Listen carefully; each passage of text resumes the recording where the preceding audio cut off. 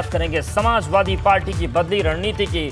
और बदली रणनीति हम इसलिए कह रहे हैं क्योंकि जब आजम खान जेल में थे उस वक्त नाराजगी की खबरें आई कि अखिलेश यादव उनसे मिलने के लिए जेल में नहीं पहुंचे। लेकिन अब यह साफ हो गया है कि जो पार्टी के मुखिया हैं वो अपने नेताओं और कार्यकर्ताओं के साथ है। एक तरफ जहां आजम खान के मामले पर प्रतिनिधिमंडल डीजीपी से मिलने पहुंचा, वहीं आजमगढ़ के कद्दावर नेता रमाकांत यादव से मिलने के लिए खुद आजमगढ़ पहुंच गए हैं अखिलेश यादव।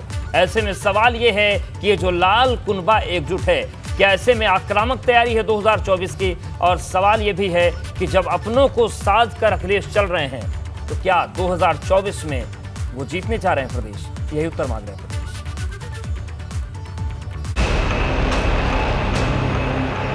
24 की लड़ाई, अखिलेश को अपने गढ़ की याद आई।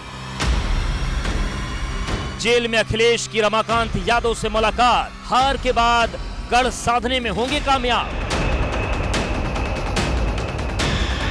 आजम खान की सपोर्ट में सपा पार्टी को कितना मजबूत करेगा ये दौरा? आजम को संजीवनी, रमाकांत यादव से बात, आजम से आजमगढ़ तक विपक्ष की लाल हुंकार। 24 की जंग में 2 साल शेष, अपने गढ़ को फिर साथ पाएंगे अखिलेश? उत्तर मांगे प्रदेश।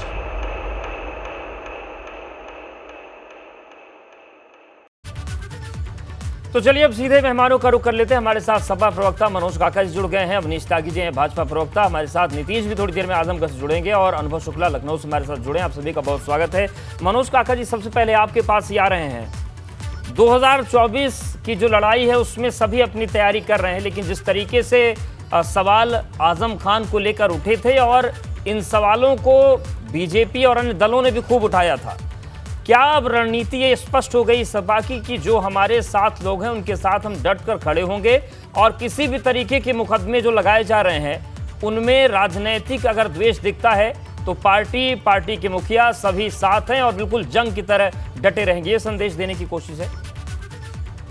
अवधेश जी, बिल्कुल स्पष्ट है। और आपने जो अपने प्रस्तावना में भी बात कही कि समाजवादी पार्टी का ये कम से कम ये ऐलान है कि सबसे ज्यादा सीटें उत्तर प्रदेश में, अगर आप देखेंगे भी एक विपक्ष के तौर पर पूरे देश में, तो समाजवादी पार्टी ही एक ऐसा राजनीतिक दल है जिसने भारतीय जनता पार्टी को चुनाव में, चाहे वो लोकसभा का चुनाव विगत रहा हो, चाहे वो विधानसभा का चुनाव रहा हो, हमारा जो वोट का प्रतिशत है वो भारतीय जनता पार्टी से मात्र 3 से 4% कम है।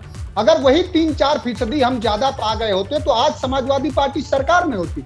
लेकिन जिन सवालों को लेकर समाजवादी पार्टी के राष्ट्रीय अध्यक्ष अखिलेश यादव जी अपने मैनिफेस्टो में अपने बताए थे, जिन सवालों को लेकर समाजवादी पार्टी विधानसभा के चुनाव में थी, आज सारे के सारे सवाल वही है।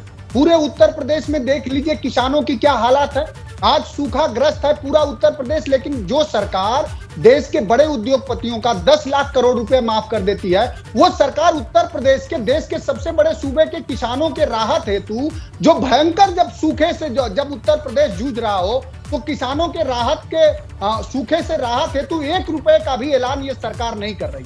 माननीय अखिलेश यादव जी, चाहे वो चंदौली की बेटी के साथ अन्याय हुआ, चाहे ललितपुर के बेटी के साथ अन्याय हुआ, चाहे पूरे उत्तर प्रदेश में। जो दूसरा सवाल आपको आजम खान साहब का है,